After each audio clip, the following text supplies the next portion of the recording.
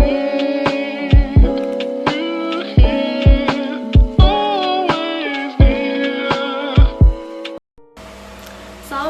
warahmatullahi wabarakatuh. Perkenalkan, nama saya Henis Lustiani dan ini teman saya. Nama saya Hikmah Putri Astuti. Kami berdua dari Prodi Akuntansi Universitas Muhammadiyah Tangerang. Kali ini kita akan membahas tentang akuntansi dan laporan keuangan. Tujuan akuntansi secara keseluruhan adalah memberikan informasi yang dapat digunakan dalam pengambilan keputusan. Menurut Establishment of Basic Accounting Theory pada tahun 1966, akuntansi didefinisikan sebagai proses mengidentifikasi, mengukur, dan menyampaikan informasi ekonomi bagi para penggunanya dalam mempertimbangkan berbagai alternatif yang ada dan membuat kesimpulan. Banyak pihak yang memberikan pandangan secara berbeda mengenai akuntansi, yaitu akuntansi sebagai suatu ideologi, bahasa, catatan histori, realita ekonomi, sistem informasi, komoditas, pertanggungjawaban, dan teknologi. Laporan keuangan adalah hasil dari proses akuntansi yang dapat digunakan sebagai alat untuk mengkomunikasikan data keuangan atau aktivitas perusahaan kepada pihak-pihak yang berkepentingan. Tujuan khusus laporan keuangan menurut APB Statement nomor 4 adalah menyajikan posisi keuangan, hasil usaha, dan perubahan posisi keuangan lainnya secara wajar dan sesuai dengan prinsip-prinsip akuntansi. Tujuan umum laporan keuangan menurut APB Statement nomor 4 adalah yang pertama, memberikan informasi yang terpercaya tentang sumber daya ekonomi dan kewajiban perusahaan. Yang kedua, memberikan informasi yang terpercaya tentang sumber kekayaan bersih yang berasal dari kegiatan usaha dan mencari laba.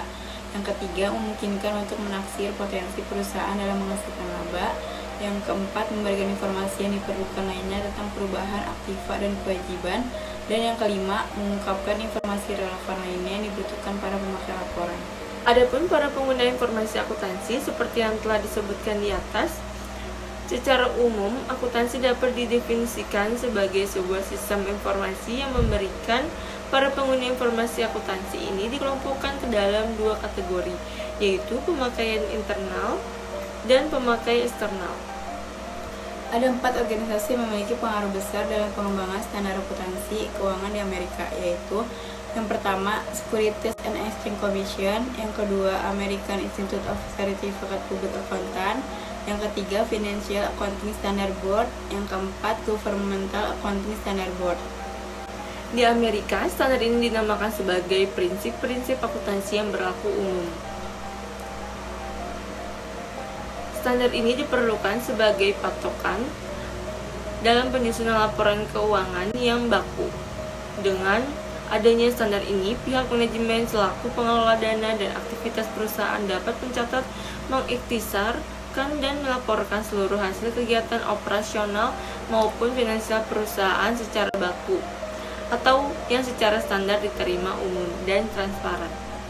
Saat ini ada 2 standar akuntansi keuangan yang diterima untuk digunakan secara internasional, yaitu GAAP Amerika seperti yang telah dibahas di atas, dan standar pelaporan keuangan internasional International Financial Reporting Standard IFS. IFS ini diterbitkan oleh IASB yang berdiri tahun 1973. Untuk Amerika Serikat dan Inggris, di mana kedua negara ini memiliki kesamaan dalam 1. Tradisi hukum, 2. Paham kapitalisme, 3. Berpendidikan tinggi, 4. Angkatan kerja profesional, 5. Perusahaan-perusahaan besar yang mendapatkan pendanaan dari pasar saham, dan 6. Adanya kepercayaan atas tanggung jawab manajemen untuk melaporkan transparansi dan akuntabilitas mereka kepada pemilik. Adapun implementasi standar akuntansi di negara Eropa, contohnya negara Jerman berada di bawah hukum pajak. Persyaratan hukum yang mempengaruhi akuntansi dan pelaporan keuangan di Jerman memiliki supremasi mutlak. Sekian penjelasan singkat kami tentang pelaporan keuangan dan standar akuntansi. Kurang lebihnya mohon maaf. Wabillahi taufiq wal hidayah. Wassalamualaikum warahmatullahi wabarakatuh. See you in the next video.